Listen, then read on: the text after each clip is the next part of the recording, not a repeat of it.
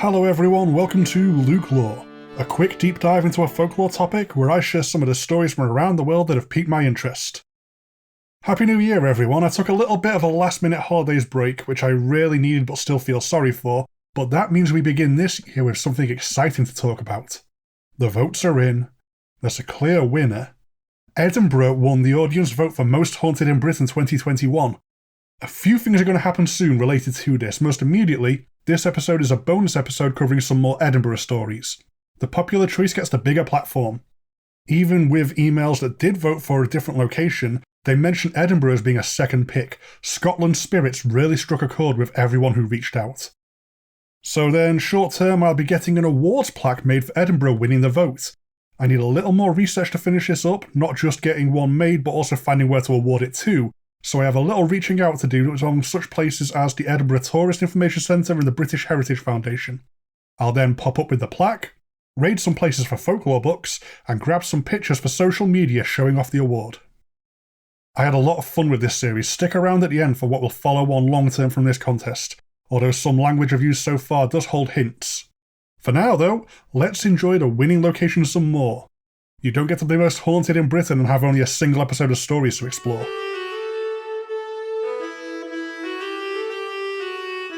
The furry coffins. Let's begin both the episode and the new year with giving Brennan a minor good labours related anxiety attack. It's furry in name only though, so should be safe. Well, maybe. Edinburgh isn't just the urbanised city itself. There are less built up areas surrounding the city to dabble in which still count as Edinburgh, one such location being Arthur's Seat. It's just east of the city and somewhat hard to miss, looming over Edinburgh with no small amount of awesome majesty.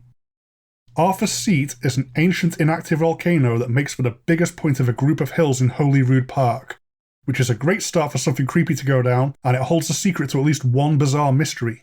Along with two other parts, those being the Castle Rock and Calton Hill, Arthur's Seat is an ASSI, Area of Special Scientific Interest. The volcano formed over 300 million years ago, maybe as far back as 341 million years. Come the Quaternary, some time before humanity as we understand it across the last 2 million years, a glacier moving west-east eroded the volcano. This left distinctive rocky crags making up Arthur's Seat today, and dragged material across the region making up foundations of that area. The way in which the peak was exposed for easy observation, as well as how the Salisbury Crags had formed from the glacial erosion, helped define the science of geology as we know it, with key figures such as James Hutton, the man attributed as the father of modern geology, studying this fascinating location. It's not just scientists who've had their minds blown wide open by this awe-inspiring peak. Robert Louis Stevenson loved Arthur's Seat, having a somewhat famous quote calling it a hill for magnitude, a mountain in virtue of its bold design. As the name may suggest, this peak is a prime candidate for being the location of Camelot. It's basically always been a hill fort for as long as there were people to fight over it, the glacier leaving behind an obvious natural advantage for the hominids who moved in after it, with evidence of prehistoric settlements as well as more obvious remains such as those of an Iron Age hill fort. There's a lot of Christian mythology surrounding the location too.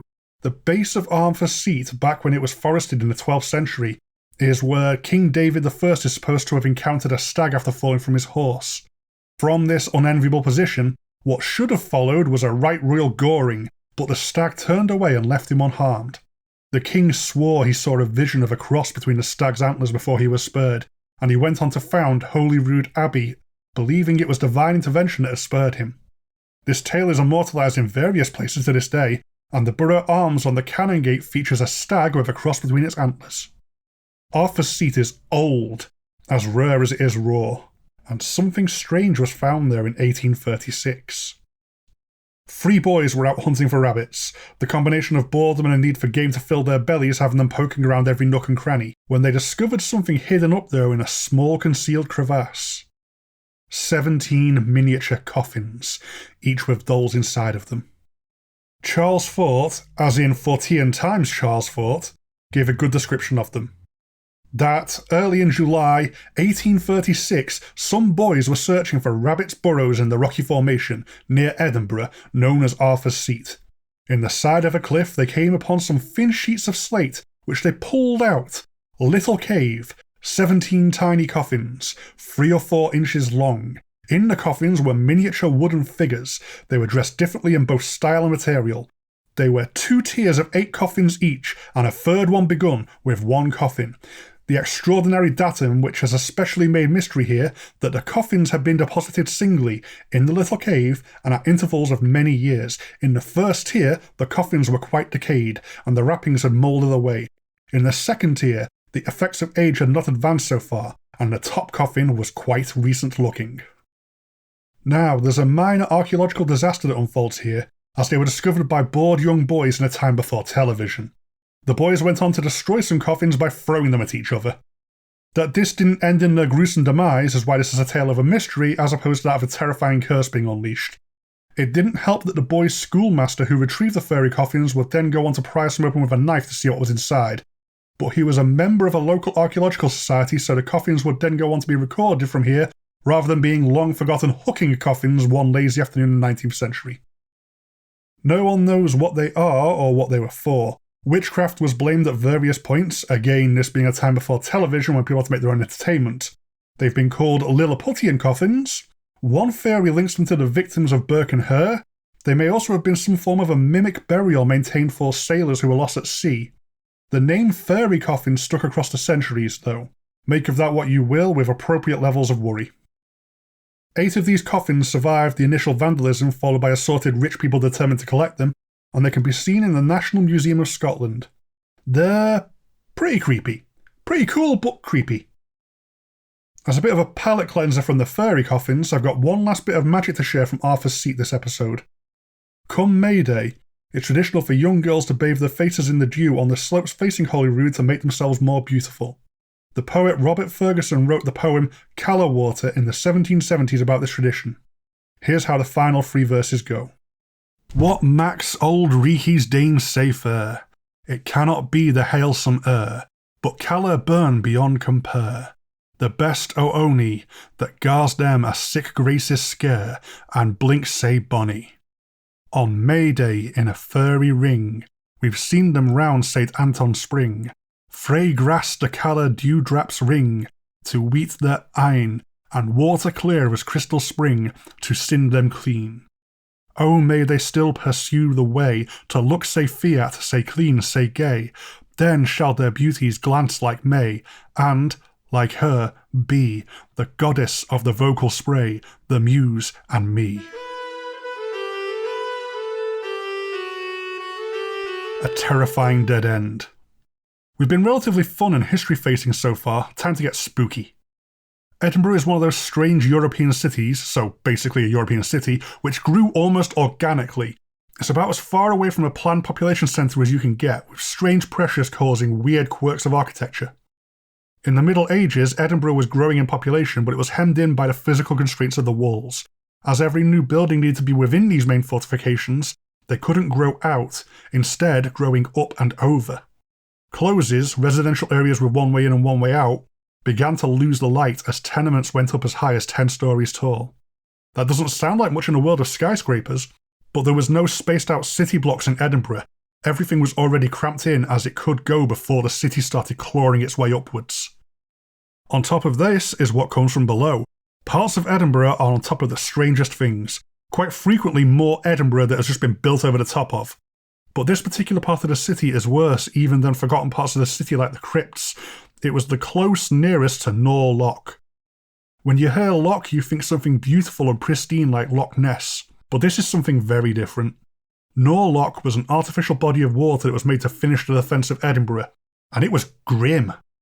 The nicest thing you can say about it is that it was a dangerous smuggling route. It was a common suicide spot that was incredibly polluted. It even has at least one story being used to execute people, locking them in a box and shoving them into the vile soup. Eventually, in the Middle Ages, everything went in there and no one was desperate enough to drink from it. So you have a close cut off from the light over a lake of poison. One way in, one way out. This is Mary King's Close, and it was set to be hell even before the plague came to it in 1645, when the lone entrance got sealed up and everyone was left to die. I'm not exaggerating when I say everyone. What the plague failed to claim, the sealing off eventually finished. This was a terrible, desperate attempt to contain the plague by exterminating a section of the population. Once the plague passed, and no person yet lived in Mary King's Close, the stench of the bodies became a problem. The same city fathers who issued the mass death sentence then set out to fix this problem. They hired 2 butchers to chop up the corpses and haul the rotting chunks out of the city on carts. Then, what should happen after this? Demand for accommodation was so great that the recently vacated close began to be filled again.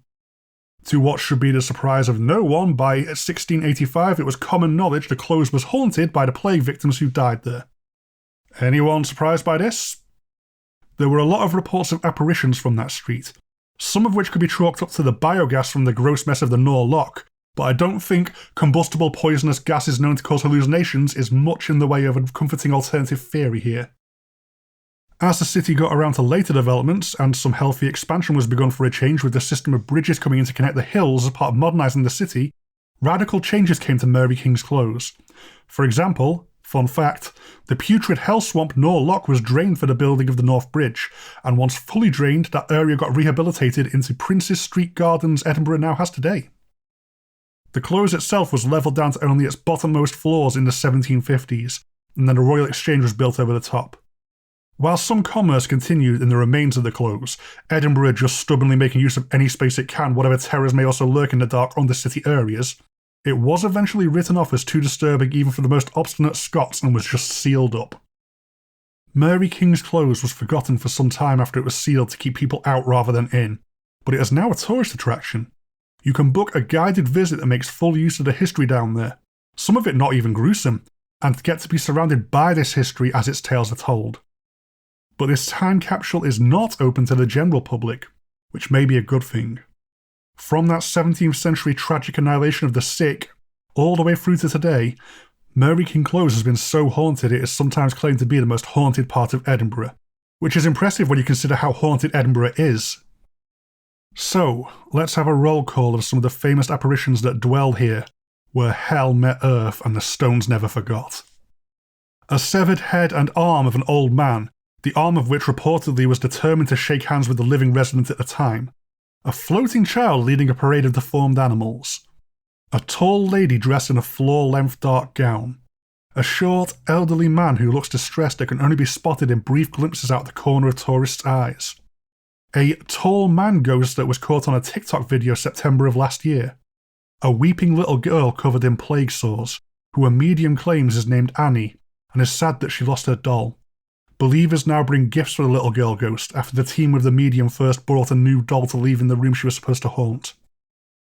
The whole hidden part of the city is saturated with the usual paranormal phenomena of anomalous sounds, feelings of dread, sudden drops in temperature, especially little Annie's room, and poltergeist activity on both items as well as visitors themselves.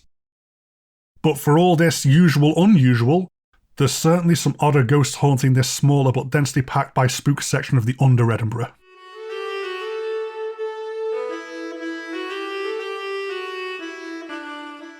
That's all for this episode, and while a smidge later than I originally intended, this contest concludes our run on 2021, leaving 2022 before us.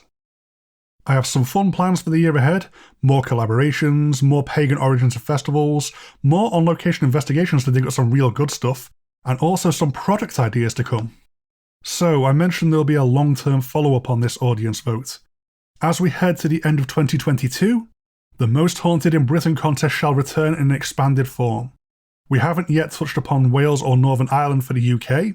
We can chuck Cornwall in, as I sure as hell am not classing there as part of England anywhere someone Cornish can hear me. We can add the rest of Ireland expressly as a part of the Isles, not as a part of a UK region, and we can even add the Outer Islands as their own category. I'm quite excited for it, but it's a ways off yet. Feel free to email in contenders for these regions. The more I work in advance, the more I can do here. Quick fun extra about the Nor Loch. As defences go, Edinburgh was only ever surrounded on 3 sides any given invasion since the Nor Loch was made. Absolutely no enemy army wanted anything to do with it, the body of water being so outstandingly nasty even by the standards of warfare centuries past.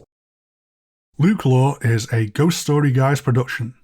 If you do want to contact me, there's the show's dedicated email, lukeloregsg@gmail.com, and the general show email, ghoststoryguys@gmail.com. Both myself and the main show are really easy to find on Facebook and Twitter if you want to make day-to-day contact, as well as a very active Instagram account a lot of the community gets involved with. The LukeLore Instagram is out there too, hopefully ready to get moving properly this year. My bad, it's been quiet, but I do have some plans there. If you want to support the show directly, check out our Patreon at patreon.com/ghoststoryguys. As ever though, the absolute best thing anyone can do to support the show is to give it a listen.